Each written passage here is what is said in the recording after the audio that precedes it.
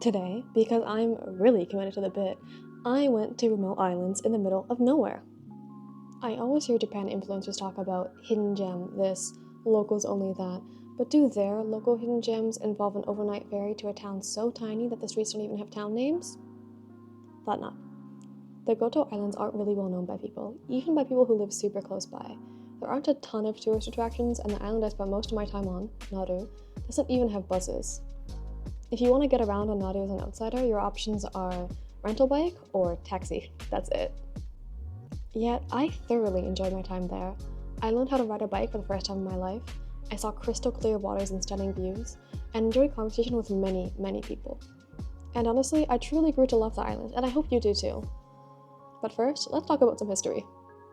Goto has been settled since prehistoric times, like most of Japan, but due to the isolation, a super detailed history isn't available, but the little that is available is still incredibly interesting. The Goto Islands were a popular rest stop for ships on the way to China during the Tang Dynasty. Kukai, a wildly influential Buddhist monk and the guy credited with bringing homosexuality to Japan, stopped at Fukui Island in 806. The Goto Islands fell under the control of the Goto clan during the Muromachi period, and unsurprisingly, this is where the islands get their present-day name. The ruling family is originally from the Ugu Island, which is the northernmost island, and has a surprising history. After the Battle of Dan no Ura, a major battle in the Genpei War, Eimori Taira of the losing Taira clan fled to Ugu Island, eventually taking control of the island and taking the surname Ugu. This was to distance himself from his connection to the Taira clan, but his family remains are still on Tokoji at Ugu. If you're a giant Japanese history nerd, you're probably foaming at the mouth when I mention the Genpei War, and if you're not, I'm really, really sorry for boring you. Generations passed, and eventually his descendants moved to Fukui Island, and 400 years later they changed the name to Goto. The 35th head of the Goto family is still alive today. If you have a group of 10 people or more, you can even take a tour of the residence. But not by yourself, I guess, which kinda sucks. The Goto Islands were very historically prosperous, but were plagued with trouble and turmoil. Wars broke out between different factions of the ruling clan. There were surprisingly bloody squabbles about who got to fish where, and eventually even slavery. In 1761, the 3-year service system was introduced. Under the system, Goto residents had to give up their daughters to the state the instant they turned 16, with the exception of their eldest daughter. They were then sent to work as unpaid servants for 3 years to samurai families. This was akin to a system of slavery, and there were many, many instances of essay that occurred as well. After 3 years of service, the women would then be sent back to their hometowns to marry, but often faced a lot of discrimination. If the daughters were not married within an appropriate amount of time, or if they got divorced ever, they would then be sent back into indentured servitude once again. Some families could avoid this indentured servitude by donating a really, really, really large amount of money to the government, but this was only practical for the wealthiest families on the island.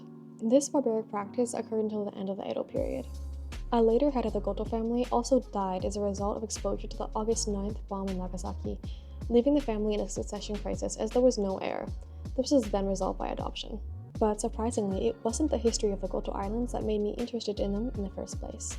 I have a friend who lives on Nauru Island, and she graciously invited me to stay with her for a couple of days. I'm a little bit weird, so the idea of going to a really, really tiny island that I knew nothing about was actually pretty intriguing to me.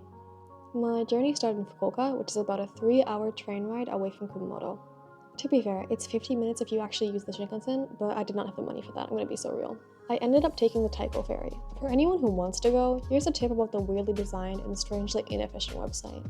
You can pay and reserve online so long as you're on the Japanese version, but if you switch to the English one, the only way to reserve is by using an expensive third party, or by calling a phone number that only works in Japanese. And then you have to go in person to pay 1 week before your departure date. After figuring out that mess, I splurged, essentially on my own capsule on the ferry. I wanted to record the vending machines they had available, but unfortunately it was a long weekend and there was a lot of people. People were sleeping on every single square inch of exposed floor, so I really could not film the inside at all without having to blur hundreds of people's faces, and I did not have the time or energy for that, unfortunately. I need you to understand, people were literally sleeping on the bare floor. I'm not joking that when I say, aside from the stairs, every square inch of the boat was covered in sleeping people. See, I'm never going to record someone without asking, especially if they're sleeping, so no solo travel style boat tour for me, unfortunately. My friend met me at the ferry port where exactly 5 other people got off the boat with me. You see, almost everyone on board was going to the much larger Fukui Island, which is one stop after Nauru. We then sat around and waited for 30 minutes for the lady, who also runs the only car rental on the island, to give us bicycles. See, I was dumb and I brought a suitcase and not a backpack, so I had to awkwardly wheel my suitcase while my friend wheeled two bikes at once. I also neglected to tell her that I genuinely had no clue how to ride a bike. Yeah. After dropping off my luggage, we went to a local restaurant 4 minutes away from her house, and to my surprise, I was greeted by this guy's face. The Solitary Gourmet is one of the most famous shows in all of Japan, and he had come to this very restaurant, tucked away in a nondescript corner of a one-lane road. Not wanting to turn down the chance to receive a recommendation from such a seasoned veteran, I got what he had, champon, a specialty of Nagasaki, topped with 3 pieces of karaage. I won't lie, it was probably the best bowl of champon I've ever had. They did not skimp out on the vegetables, and the broth had a rich, deep, complex seafood flavor that somehow did not taste overwhelmingly fishy. The karaage was juicy, still crispy, and a wonderful complement to the broth. All teachers, firefighters, and police officers in Nagasaki have to do at least one island placement, so a lot of the young people I met belonged to these 3 jobs. There were also a lot of young fishermen and at least 4 young entrepreneurs who had opened their own restaurants or art studios. These are some of the goodies I got on the island. The artist who drew these stickers was nice enough to give us a ride to some big cliffs later, which I really appreciate. Thank you for that. I also got this delightful little goblin looking creature. He's actually the mascot of the Goto Islands because they're really famous for the tsubaki. Yeah. The actual mascot of another island, the island I went to, is called Uniko because the island has a lot of sea urchins. And isn't this guy adorable? This keychain was made by the same artist that I mentioned earlier who gave us a ride up the cliff. Thank you again. And here is Uniko again in a little sticker. Isn't he so cute? And this is kankoro mochi, which is a specialty of the islands. It's essentially like sweet potato flavored mochi. Yeah.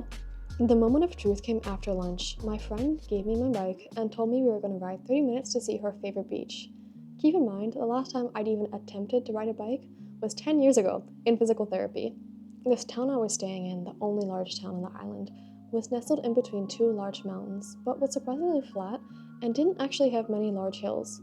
But this did not stop me from making an absolute fool of myself. By the time I started pitifully attempting to ride the bike, it was around 10 a.m., and many of the town's more elderly residents were out doing their daily shopping. And unfortunately, the route to the beach passed directly through the tiny shopping district. Every time I pedaled, I hardly made it further than a meter without falling, wobbling, and crashing into walls, and my friend looked incredibly concerned. Now is probably a good time to mention that I have diagnosed balance and fine motor issues stemming from dyspraxia. However, I'm also the type of person who, once I say I'm going to do something, I end up doing it. It was definitely a fight, but after 30 minutes of embarrassing the absolute shit out of myself, I finally got the hang of it. I went 10 meters, then 20, and eventually, I was leading the way pedaling on a busy road next to my friend. Actually, riding a bike was really something I was insecure about for the longest possible time, as it was one of those milestones that everyone else around me seemed to reach with ease, but no matter what I did, I just couldn't do it. Yet, here on this tiny island, because I knew almost no one, trying and failing didn't seem that scary anymore. I knew I was going to stand out anyways, not because I'm a foreigner, but because the town's population is like 500 people on a good day. The water was some of the clearest I've ever seen, even more so than when I went to Okinawa. There were so many fish, whether it be in the fishing harbor, on the cliffs, or on the beach. They didn't really show up well on camera, but truly, there wasn't a single spot where you didn't see fish. I saw pufferfish, jellyfish, and even a stingray. There's a specific type of stingray native to the island called the Nado eagle ray as well. After going to the beach, we headed to a restaurant owned by a transplant who had recently moved here. I was talking with 5 or so locals, but I didn't want to film the interior, but imagine an all-wooden cabin with a traditional aiori right in the center. Our food ended up being served in camping tins out into the outdoorsy feel. It was so delicious. Then, I ended up getting a ride from one of said locals down to a cool rock.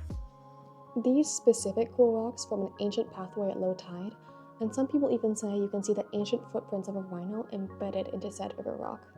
I also learned that the island has a really big wild boar problem because there's only one guy with a license to hunt them, and he's gotten old, so all of the boars in the mountain have gotten out of control. Then, on the way back, we stopped at the island's local shrine. It was beautiful. Many other shrines in the area have a pair of whale bones in addition to torii gates, due to the region's long history of whaling. Unfortunately, you can't really see whales around the Goto Islands in the current day. I was feeling pretty tired, so we stopped back home for a break before dinner. However, I quickly realized that despite applying copious amounts of sunscreen, I had gotten what was perhaps the worst sunburn of the whole year. I was literally 3 different colors. It was like Neapolitan ice cream. After tending to my wounds, I headed to a restaurant owned by a local couple. They met while backpacking and ended up traveling the world together, coming back here to open their own business. The food was absolutely amazing. It was also the first time I've had a mojito since coming to Japan, and it was a really, really good mojito too. As I walked back to my friend's house, the stars were stunning. The sky was lit by distant thunder, and there was no traffic noise. As I looked towards the sea, the squid boats made a second set of stars, gently glimmering atop the calm ocean. The next day I woke up and quickly caught the ferry to Fukui, the largest island in the Goto Islands. It took little less than an hour, and the boat itself was not full of people at all.